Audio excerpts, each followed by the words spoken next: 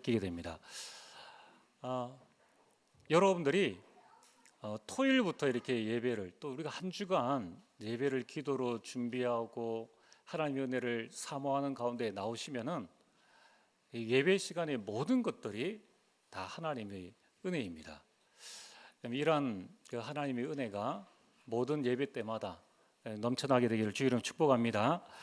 네, 오늘 말씀의 제목은 가죽 옷입니다. 오늘 가죽 옷 입고 오신 분들 계신가요? 네, 오늘 가죽 옷이 도대체 무엇인가?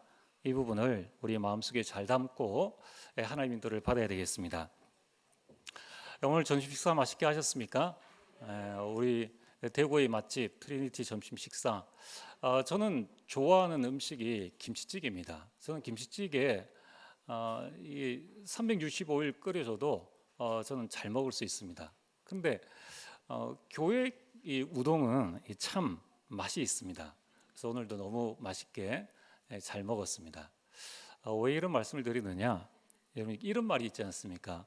미운 놈 떡 하나 더 준다, 이런 말이 있습니다. 그는 미울수록 정답게 해야지 미워하는 마음이 사라지고 또 후환도 없앨 수 있다, 이제 이런 말이죠. 그런데 이 말은 이 떡을 주는 사람이 어떤 사람인가에 따라서 해석이 달라집니다. 여러분 오늘 분명히 본문에 아담과 하와는 미운 짓을 했습니다.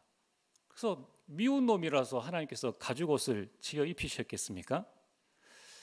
여러분 주일 점심 식사에 보면은 우리 권사님들이 우동을 맛있게 이렇게 해서 드시는데 제가 예배 드리고 난 다음에 조금 늦게 이렇게 내려가면은 연세 드신 이제 권사님들께서 저에게 우동을 주시는데 목사님 왔다 해서 우동을 꽃배기로 주십니다. 미운 놈 우동 꽃배기로 준다, 뭐 이런 말입니까? 그런 말도 아니지 않습니까? 또 이제 같이 식사하시는 우리 안영땡 장로님이 계시는데 그 장로님 같이 식사하고 나면은 꼭 목사님 우동 한 그릇 더 드시겠습니까? 더 드십시오. 미운 놈 우동 한 그릇 더 준다, 뭐 이런 말도 아니지 않습니까? 관심과 사랑이겠죠. 그럼 지금 창세기 3장 가운데 빠져 있는 아담과 하와의 상태가 어떤 상태이겠습니까? 오늘 서론입니다. 지금 이 아담과 하와는 이 창세기 3장 사건으로 인해서 어떤 상태에 있는가? 여러분 극한 두려움 가운데 있습니다. 죄를 지었다는 그 극한 두려움과 그리고 그 수치심, 벌거벗었다라는 그 수치심과 부끄러움을 가지고 있습니다. 그뿐만 아니라 하나님께서 나에게 어마어마한 사랑을 베풀어 주셨는데 그 사랑에 내가 불순종하는 죄를 지었다, 죄의식과 그 죄책감. 지금 이 아담과 하와의 영적 상태는 이런 상태입니다. 게다가 하와가 따서 아담에게 주었지 않습니까? 근데 아담이 그때 하나님 말씀이 이걸 먹으면 안 된다고 했다, 이렇게 해야 되는데 아담도 같이 먹어버렸는 거예요. 그러면서 하나님께서 하와를 보고 네가 왜 이걸 먹었느냐? 하나님께서 만드신 저 뱀 때문에, 또 아담은 저 여자 때문에, 그래서 이들은 서로에 대한 원망과 상처로 가득 차 있습니다. 이렇게 해서 정상적인 삶을 살 수 있겠습니까? 정상적인 삶을 살 수 없다는 것을 본인들은 더 잘 알고 있다는 것입니다. 그래서 이들은 지금 스스로 해결할 수 없는 절대 위기 상황입니다. 혹시 오늘 여러분들 가운데에 지금 난 내 문제를 내가 해결할 수 없어, 우리 가정 문제를 그 어느 누구도 해결할 수 없어, 이건 지금 절대 위기 상황이야, 이렇게 생각하시는 분 계십니까? 오늘 말씀에서 여러분들이 큰 답을 얻게 되기를 주의 이름으로 축복합니다. 자, 인간이 가지고 있는 한 번도 경험해보지 못한 그런 절대 위기 상황 가운데에서 오늘 본론입니다. 하나님께서는 무엇을 하셨는가? 하나님께서는 인간을 책망하지 아니하시고 범죄한 인간을 위해서 가죽옷을 지어서 입히셨습니다. 왜일까요? 왜 하나님은 미운 아담과 하와에게 가죽옷을 지어 입히셨을까요? 그 본론 첫 번째로 가죽옷은 하나님의 사랑을 의미하는 것입니다. 여러분, 하나님은 우리가 잘했다고 칭찬하시고 우리가 못했다고 해서 책망하시는 그런 하나님이 아니시라는 것입니다. 하나님은 하나님 자체로 사랑이시라는 거예요. 그래서 하나님은 인간 사랑에 눈먼 분이십니다. 사랑이 눈먼 하나님이시라는 거예요. 하나님의 말씀에 불순종한 인간에게 하나님은 채찍질이 아닌 사랑으로 대하셨습니다. 어느 정도의 큰 사랑을 베푸셨는가? 창세기 2장 16절에서 17절에 보면은 여호와 하나님이 그 사람에게 명하여 이르시되 동산 각종 나무의 열매는 내가 임의로 먹되, 지금 아담에게 하나님께서 말씀하시는 것입니다. 17절에 선악을 알게 하는 나무의 열매는 먹지 말라. 내가 먹는 날에는 어떻게 된다고요? 반드시 죽으리라. 반드시 죽으리라 하시니라. 강한 금지를 나타내셨는데 여기서 중요한 것이 내가 먹는 날에는 이 말입니다. 내가 먹는 날에는 이 말의 영어를 킹 제임스 버전에서 뭐라고 이야기하는 거냐면은 in the day, 그날 안에. 야, 네가 그걸 먹으면 그날 안에 너는 반드시 죽어. 그리고 그것을 먹는 날에는 넌 즉시 죽을 것이다 라고 말씀하셨습니다. 아담과 하와가 그날 죽었습니까? 안 죽었습니다. 여러분들, 아담은 창세기 5장 3절에 보면은 930세를 살았다. 그리고 하와는 나와 있는 본문이 없습니다. 여자이기 때문에 이 계보에 이때는 들어가지 못한 것입니다. 그러나 성경을 쭉 읽어보면은 노아 홍수 이전에는 평균 수명이 900살입니다. 그러면 최소한 이 하와는 뭐 500 이상은 살았겠죠. 900까지는 충분히 살았을 것을 우리는 볼 수 있습니다. 자, 지금 하나님께서 얼마나 우리를 사랑하시느냐? 하나님은 스스로 정한 법을 어길 만큼, 그만큼 하나님께서 아담과 하와 우리를 사랑하셨다는 것입니다. 여러분들, 내가 정한 법을 내가 어겼을 때 오는 게 자괴감입니다. 난 왜 이거밖에 안 되지? 여러분, 전능하신 하나님께서 아담과 하와를 살리시려고 어떻게 하셨느냐? 하나님이 정해놓으신 그 법을 어기신 거예요. 자, 그러면 하나님은 거짓말쟁이십니까? 아닙니다. 하나님은 다른 방법을 선택하셨습니다. 아담과 하와를 살리고 그 대신 짐승을 죽이신 것입니다. 그게 오늘 창세기 3장 21절인 거예요. 여러분들, 가죽옷을 취하려면은 무언가 이 짐승이 죽어야 합니다. 자, 그런데 오늘 이 짐승은 도대체 어떤 존재인가? 창세기 1장 31절에 보면은 하나님께서 온 천지 만물을 창조하신 후에 하나님께서 그 모든 것들을 보시니 하나님 보시기에 어떻더라고요? 심히 좋았더라. 하나님 보시기에 심히 좋았더라. 여러분, 제가 만약에 그림을 그려서 제가 만족스러운 그림을 딱 내놓는다면은 여기 있는 몇 분이 좋아하시겠습니까? 여러분들, 제가 그린 그림의 수준이 있겠죠. 제가 이 구원의 길을 이렇게 쭉 그리면서 이 사람 표시할 때 이렇게 졸라맨처럼 이렇게 딱 그리니까 저희 집 사모가 당신 문제 있다. 인간을 이렇게 그릴 수 있느냐 하더라고요. 이게 제 수준인 거예요. 문제 있어서 그런 게 아니라 빨리 그리려고 그렇게 했는데, 여러분들, 만약에 유명한 화가가 그린 그림을 딱 자기가 그리고 자기가 볼 때 이야, 이건 진짜 잘 그렸어 라고 할 때는 그 가치가 대단하겠죠. 하나님께서 모든 것들을 만드신 이후에, 사람과 짐승까지 만드신 이후에 하나님 보시기에 그냥 좋았다라가 아니라 심히 좋았더라. 하나님 눈에는 어느 하나 미운 짐승이 없어요. 우리는 이 바퀴벌레 나오면은 막 경악을 하지 않습니까? 그런데 그 당시에도 모든 게 다 있었겠죠. 저는 여름 되어지면은 하나님께서 왜 모기를 만드셨을까? 그래서 늘 그런 고민을 하면서 한 몇 번 정도 하나님을 원망하는 그런 시간들이 있는데, 하나님이 만드신 심이 좋았더라. 심이 좋은 가운데에서 하나님은 인간을 살리기 위해서 짐승의 그 목숨을 선택하셨다는 거예요.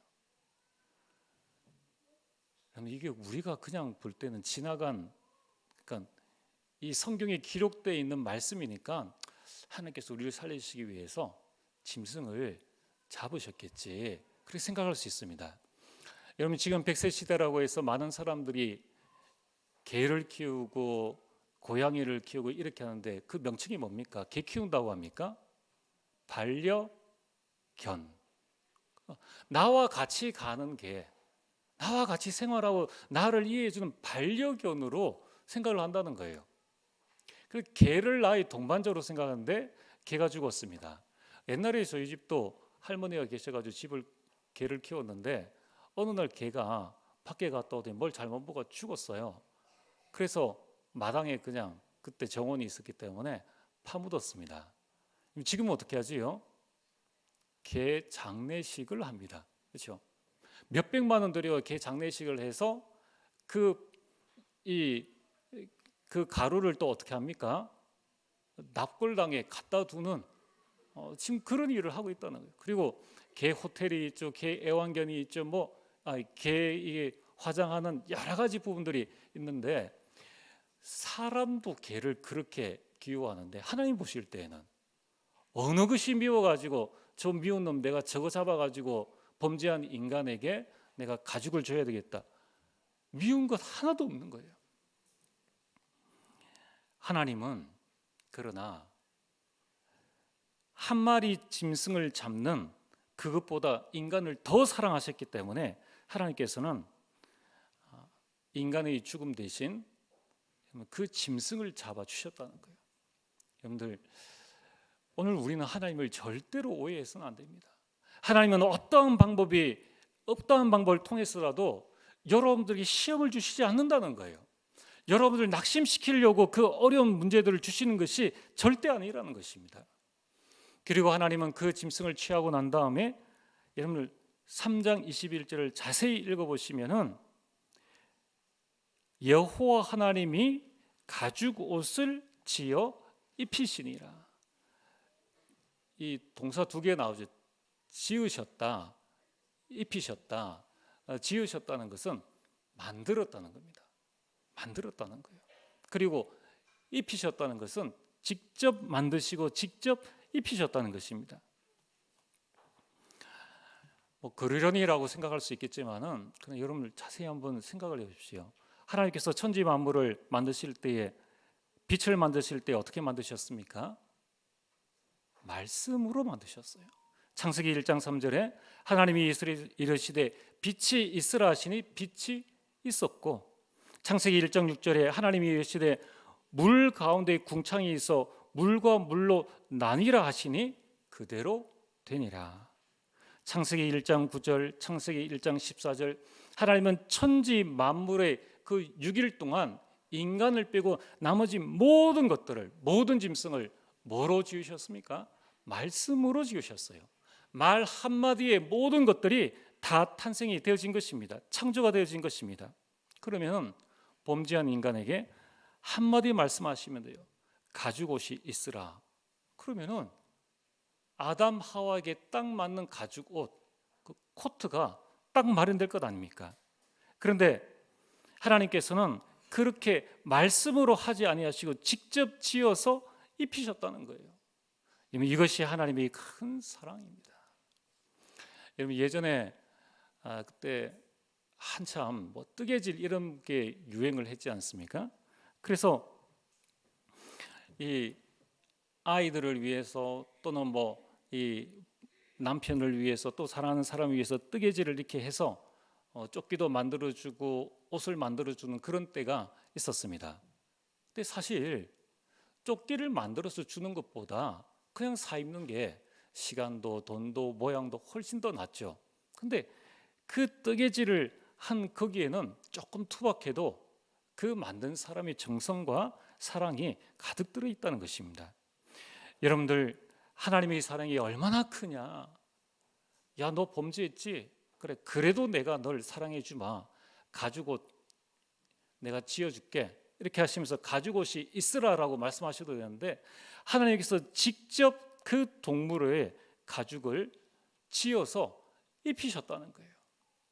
사람과 똑같은 가죽이 있습니까? 없잖아요.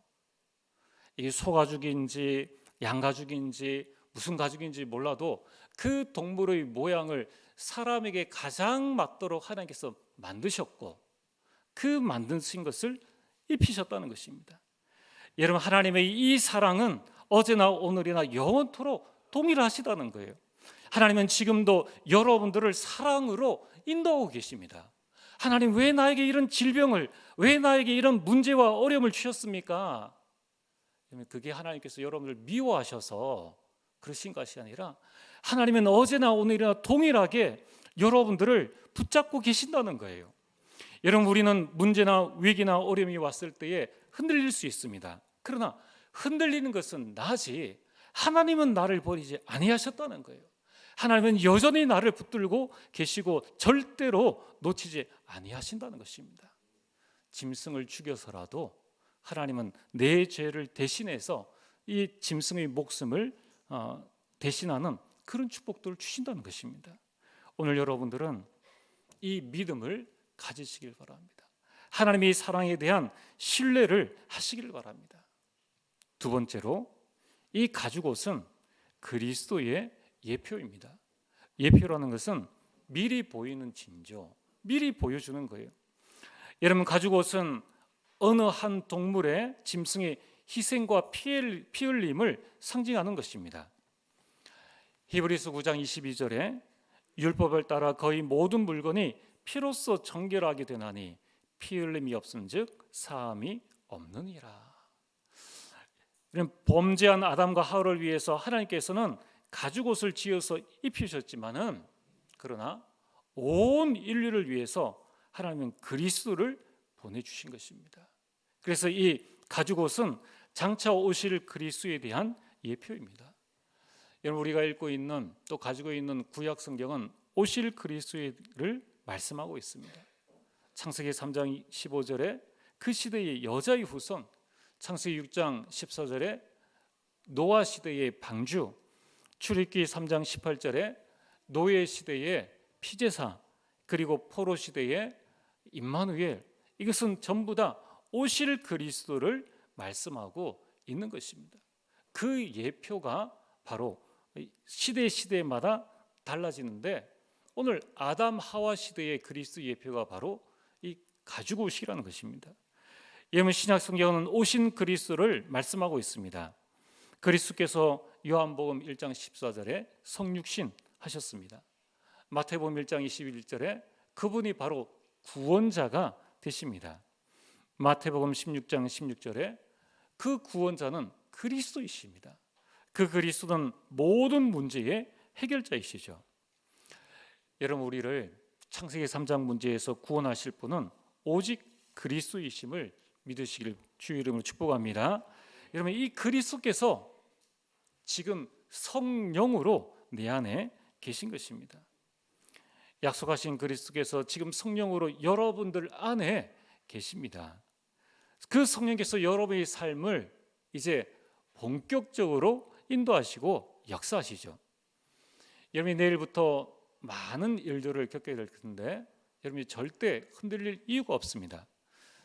내 안에 계신 그리스도, 그분은 나를 위해 피를 흘리시고 가죽옷을 나에게 지어 입히신 그 하나님, 성령 하나님께서는 모든 문제에 대한 답을 주시고 모든 것을 깨닫게 하시고 생각나게 하신다는 거예요. 이 로마서 8장 26절 말씀을 여러분이 꼭 기억하시길 바랍니다. 여러분들이 연약할 그때에 내 안에 계신 성령께서는 나의 연약함을 도우고 계시는 거예요. 하나님께서 가죽옷을 지어 입히신 것처럼 내 안에 계신 성령께서는 여전히 나의 연약함을 돕고 계시는 겁니다. 그리고 우리를 위해 말할 수 없는 탄식으로 중보 기도하고 계신다는 거예요. 여러분, 우리가 이 사실을 알 때에 우리에게는 어마어마한 힘이 생기는 것입니다. 이번 세 번째로 가죽 옷은 무엇입니까? 그것은 미래에 대한 대비입니다.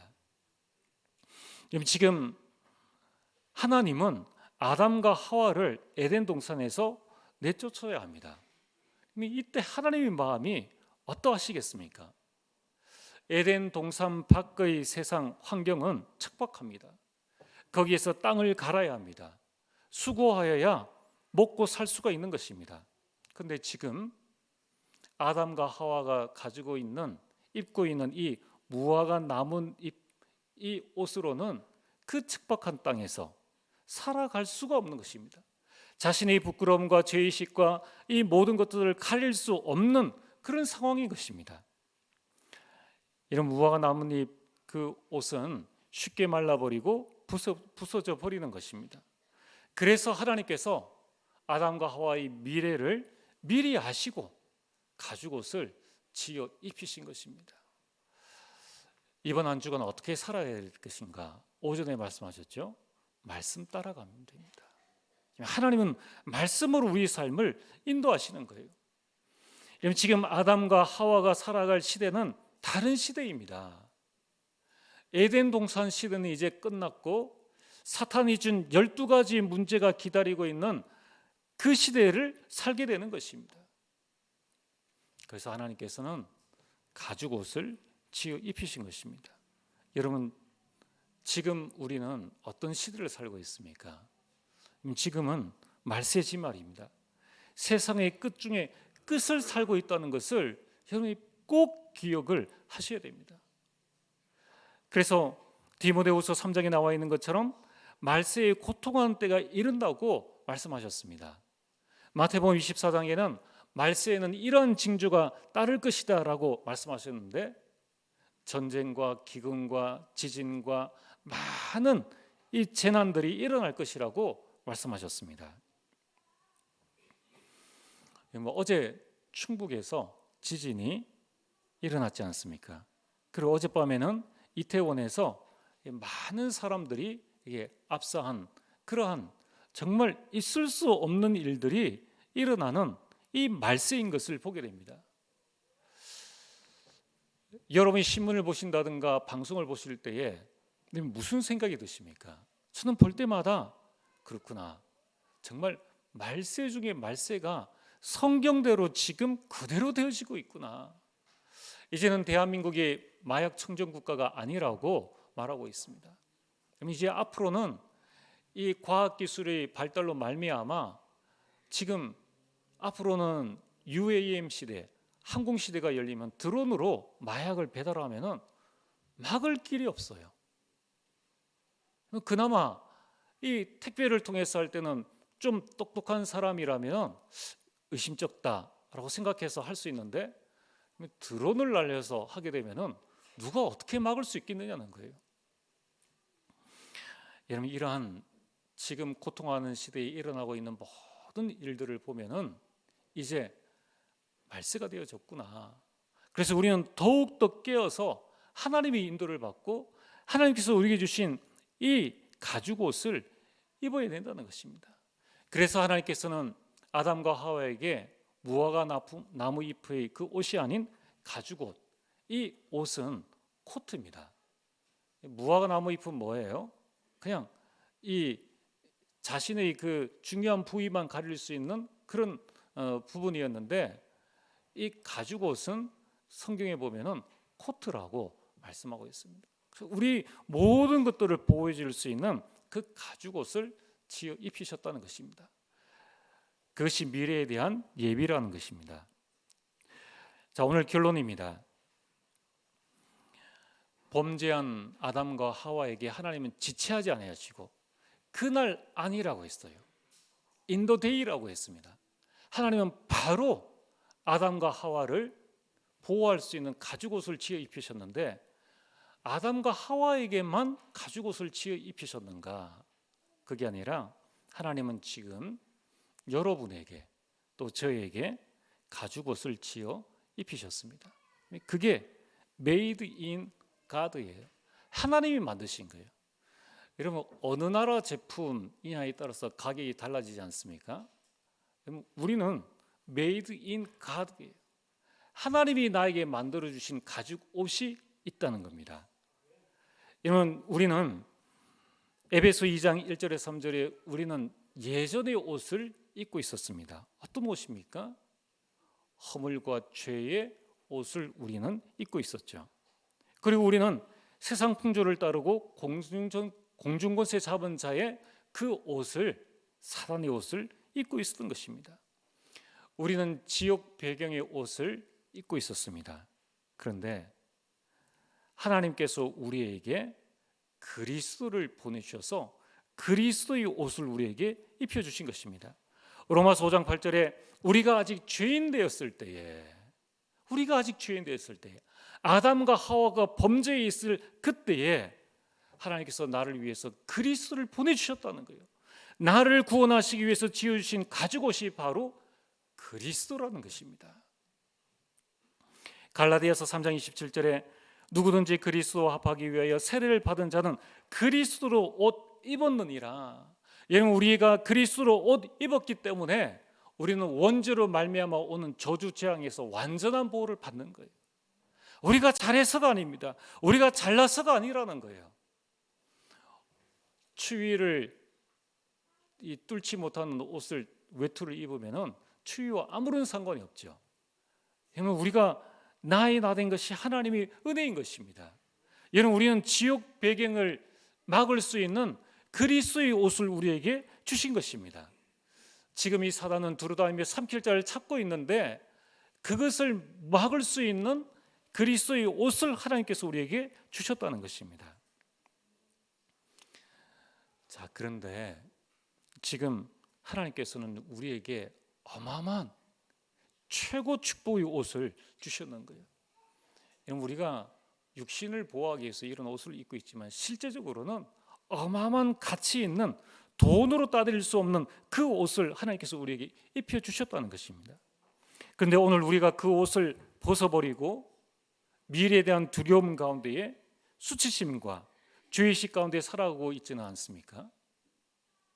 여러분들이 이 그 옷을 벗어버리고 세상 풍파에 못 이겨서 하나님을 원망하고 불평하고 살아가고 있지는 않는가입니다. 우리가 내가 그 상태 가운데 있는 것을 한번 점검을 해보셔야 된다는 거예요. 우리에게 일어나는 일이 나를 침몰치 못합니다. 나에게 일어나는 문제나 그 어떤 일이 그리스도의 옷을 뚫고 들어오지 못한다는 거예요. 오늘 우리는 영적 전쟁에서 싸울 수 있는 하나님의 전신갑주를 입어야 합니다.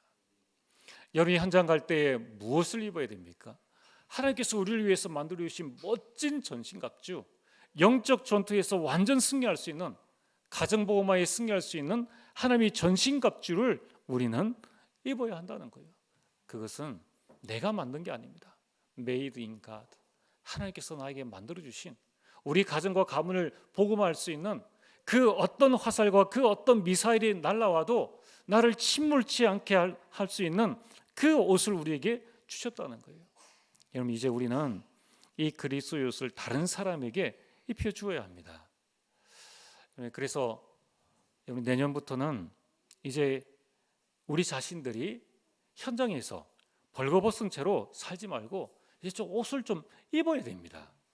우리가 현장에서 불신자처럼 문제 일어나면 낙심하고 조금 어려움이 오면 우리가 실망하는 그런 존재가 아니라는 거예요. 이제 우리는 현장에서 그리스도의 옷을 입고 하나님이 주신 전신갑주를 가지고 영적 싸움을 싸워 나가야 합니다. 그게 바로 다락방입니다. 여러분 우리가 어디에서 많은 어려움을 당합니까? 그 현장에서. 그래서 이제 우리는 그리스도로 매일 옷을 입혀줄 수 있는 그런 말씀 사역자가 필요합니다. 여러분 자녀들에게 가장 멋진 그리스도의 옷을 입혀줄 우리 부모가 필요하고 우리 렘넌트들에게 그 옷을 입혀줄 교사들이 필요하다는 거예요. 여러분 지금부터 기도하시길 바랍니다. 여러분 우리가 하다못해 내 자녀에게 계속 그리스도의 옷을 입혀줄 수 있는 그러한 하나님의 이 사랑을 체험하고 말씀 사역자로 내 자신이 준비되어야 하지 않겠습니까? 또 내년에 정말 우리 렘넌트들에게 내가 그리스도의 옷을 입혀줘야 되겠다. 지금부터 기도하시면서 교사로 헌신하시고 또 내 지역에 이 말씀 운동이 일어날 수 있도록끔 여러분들이 지금부터 기도하시면서 이 다락방 신청을 하시는 겁니다. 그래서 내년에는 좀 더 말씀 사역자 훈련에 집중하고 이제 현장에 그리스도의 옷을 입을 자들이 누구인가를 찾아서 그들에게 옷을 입히는 전도 훈련을 하려고 합니다. 그리고 또 내년부터는 예비 중직자들을 우리가 선발해서 중직자 훈련을 하려고 합니다. 훈련은 옷 입는 겁니다. 그래서 여러분들이 이 부분을 두고 기도하시면서 이제 올 한 해를 말씀 따라서 여러분이 잘 마무리를 하시고 이제 내년에 하나님께서 우리를 어떻게 인도하실 것인가를 잘 보시고 내가 그리스도의 옷을 입고 그리스도의 옷을 전달하는 사역자로 또 현장 다락방 일꾼으로 서게 되기를 주의 이름으로 축복합니다. 전능하신 아버지 하나님 참으로 감사를 드립니다. 오늘 주신 말씀을 붙잡고 하나님의 깊은 사랑을 우리가 체험하며 감사하고 또 하나님 그리스도로 옷 입는 한 주간 될 수 있도록 축복하여 주옵소서. 예수님 이름으로 기도리옵나이다. 아멘.